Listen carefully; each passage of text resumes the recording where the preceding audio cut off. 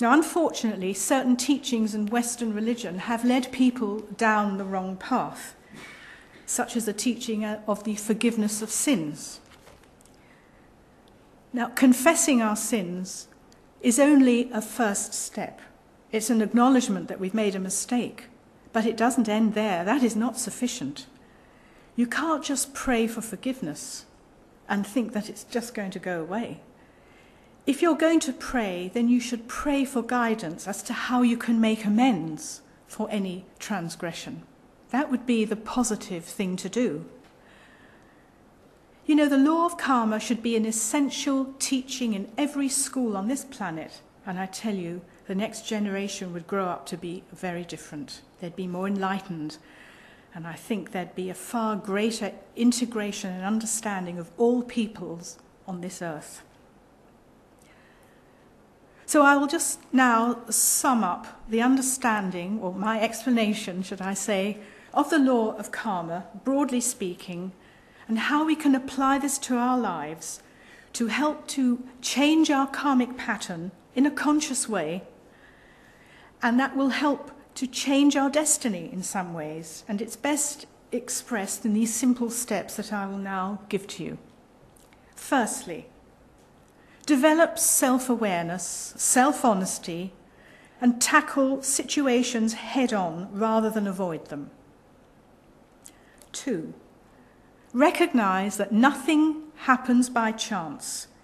If something keeps coming back, there's a reason, there's a lesson to be learned. So the thing to do is to deal with it in the best possible way and then detach from it.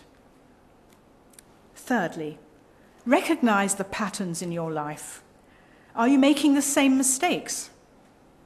So to break a pattern, you've first of all got to identify it. 4, understand that you can change your destiny, otherwise you can never go forward from this point.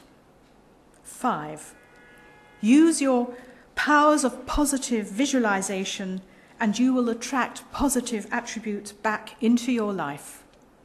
And finally, when you have true knowledge, you will dispel fear of the unknown. Now, if we can think about those points, I think that could have quite an effect on our consciousness. So now going back to the broader picture. Here we are, these sparks, these divine sparks of God going forward towards our higher aspect. We're being guided. We're here in a physical body, in a material form. But we are also heading towards a predetermined goal, which is enlightenment. And this is our greater destiny, and it is the destiny of everybody upon this earth. Now, tomes have been written about this elusive state and the steps that you have to take in order to achieve this goal. But very few have ever given a true insight into the state of being, this great expansion of consciousness that we call enlightenment. Now, the yogis of old recognized this state, and they called it nirvana, and it was so sacred, so special, and so blissful that they only talked of its existence. Very few people have actually written it down and conveyed what this experience was like. And this is something that is our birthright. It is something that ultimately we will all attain. But we have to follow certain disciplines if we are going to ever achieve this.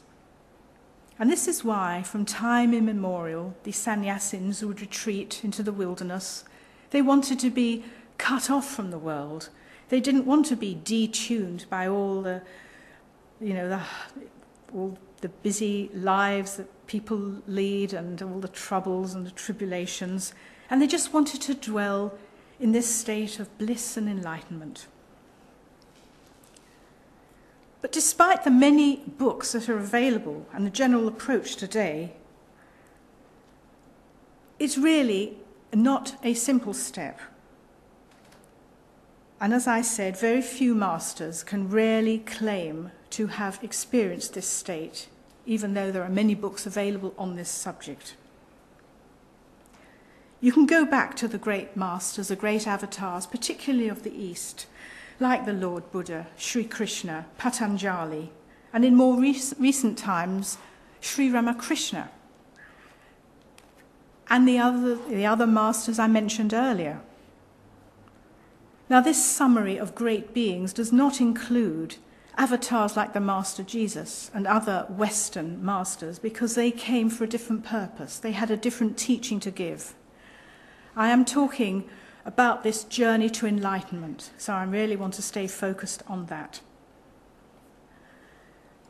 But I want now to refer to Dr. George King, the founder-president of the Aetherius Society, because he came to give an essential teaching in these days. And what is so unusual about him is that he was born an Englishman.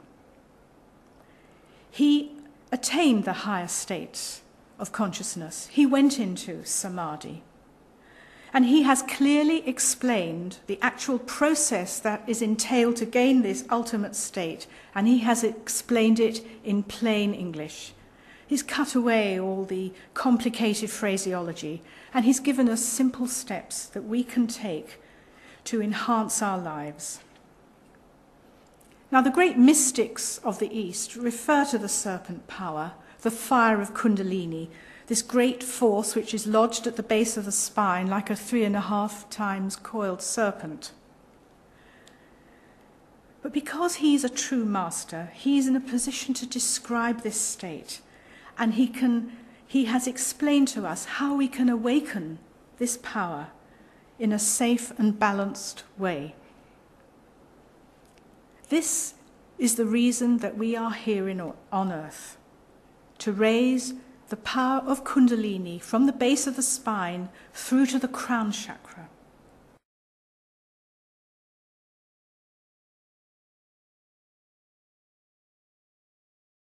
There is no other purpose.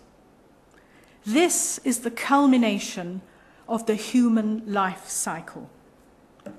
Once we have mastered control of the power of Kundalini at will, in any conditions, we are then deemed ready to go through the final portal of initiation, which is the initiation of ascension, which means that we will no longer have to be reborn in the reincarnatory cycle upon earth. And as I was saying to you before, there are so many books available on this subject. It all sounds so easy, but it is not. We have to follow certain rigors, certain disciplines, and practice, regular practice, if we are going to get anywhere. You see, when we become aware of ourselves as spiritual beings, this isn't the end game. This is the beginning. We haven't arrived.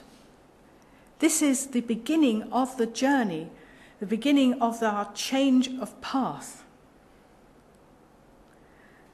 We will be at a karmic crossroads in our many lives, and it's at this point that we have to have the awareness to become the master of our own ship and not be buffeted about by the winds of fate. And it's not by chance that the yogis of old categorized the steps that we have to take before we can even attempt to raise the power of Kundalini. They've given very definite steps, and I would summarize these as follows. Attachment to desire. I'm talking about the things that we have to overcome before we can be considered even ready to start practicing the Kundalini yoga. Attachment to desire. And by that I mean attachment to sex, food, instinct, all forms of material gain. Then there's attachment to emotion. And in that I include fear, possessiveness, jealousy, hatred, anger, joy. Yes, joy. Now all these emotions settle deep into the recesses of our subconscious mind, and they continue to exert their influence, and that impedes our spiritual progress. Now, most people are not even aware of them. They just have these repetitive thoughts over and over again, and they can't get rid of them. And the yogis call these channels of perpetual thought of the samskaras. This is what we have to learn to close down, to cut off from that.